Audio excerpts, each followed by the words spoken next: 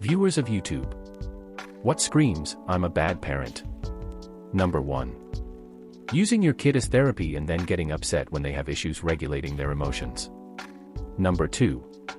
I don't know if this really screams it, but I absolutely hate when adults tell other adults their children's shameful secrets for no reason. Even strangers. It tells me those children probably don't feel like they can trust their parents. Number 3. The infantilization of their children. Wanting them to stay helpless babies forever because they don't want them to grow up. I'm a nanny and it seems like a growing trend. It's one thing to engage in some infantile behavior or spoil your children a little. It's another thing to bend to every whim and not make your kids uncomfortable. Example with some kids I'm currently dealing with, not potty training them. Number 4. Yelling at your kids. I don't mean hey, get off the counter, or stop, you're gonna fall. I mean screaming things like, what is wrong with you, or do you even try? When you get mad and get loud, you are doing 3 things. Teaching them that people are allowed to yell at them and say awful things to them, they should accept that treatment. Lowering their self-esteem. Whatever you are saying to them they will believe. If you say, you're so lazy, it will not motivate them to be less lazy, it will simply force the lazy trait upon them. Teaching them that they should always avoid serious conversations with you. You are not a safe person to talk to. Number 5. Was in McDonald's the other night, a dude came in after midnight and was there for over an hour, clearly buzzed and seemingly in no hurry. I go to leave. Out in the parking lot is this little girl, can't be more than 2 to 3 years old, bawling her eyes out and trying to climb out of the back seat of a car. It's less than 20 degrees outside and all the windows on the car were up. I run over expecting her parents to be in the car, stopping traffic as I go so the kid doesn't get run over and nobody is in the car. Car isn't running and is nasty. A McDonald's employee who was also watching all this, and I take her into the McDonald's, and no sooner than we get inside, the dude who has been just chilling for over an hour comes up and snatches the little girl and cusses her all the way back to the car she climbed out of and drives away. I am not a violent man, but I contemplated at least 3 felonies in the time it took for him to drag her back to the car. Number 6.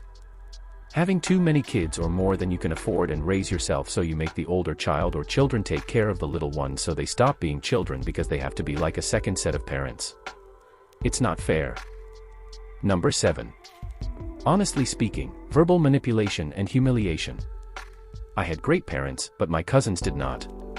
My aunt has an elder daughter and a son. She used to verbally abuse her elder daughter in front of everyone. She even used to hit her in front of everyone. Mind you, this was when she was 18.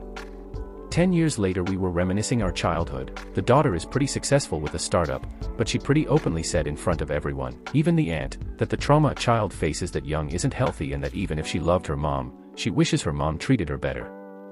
My aunt just shrugged dismissively, remarking this generation is too soft. Ironically, the younger son is spoiled as fuck and hit my aunt back when he was 18 in retaliation of being accused of selling cocaine in his school, which he did. Nevertheless, he was sent to Canada to study business and rarely talks with my aunt. Life is weird. Number 8. Recording your child while they're having a meltdown or tantrum and posting it on social media, for likes and clout, instead of helping them to regulate their emotions and understand what causes the emotion, how to deal with it, and that there are appropriate ways to communicate your feelings. Number 9. Screaming at your children. I am all for disciplining children and correcting bad behavior, but screaming is beyond unnecessary and can cause trauma, even when they grow up. Take it from someone who had screaming parents, I still suffer from it. Thankfully I have a much better relationship with them, but I'm still affected by it whenever I hear someone raise their voice. Number 10. Not letting your kid talk to their doctor. I tried talking to my doctor twice about trouble falling asleep. At both appointments my dad would cut me off and tell the doctor, it's just because he plays video games. The doctor would shrug, and nothing was done. Number 11. As a teacher, parents who are either not involved with their children's education at all, or the ones who consistently make excuses or laugh it off when their child is misbehaving in school. I emailed home about a student recently who consistently would destroy art supplies. The response from the parent was, haha, she's so silly. I'll talk with her. Previous interactions went the same.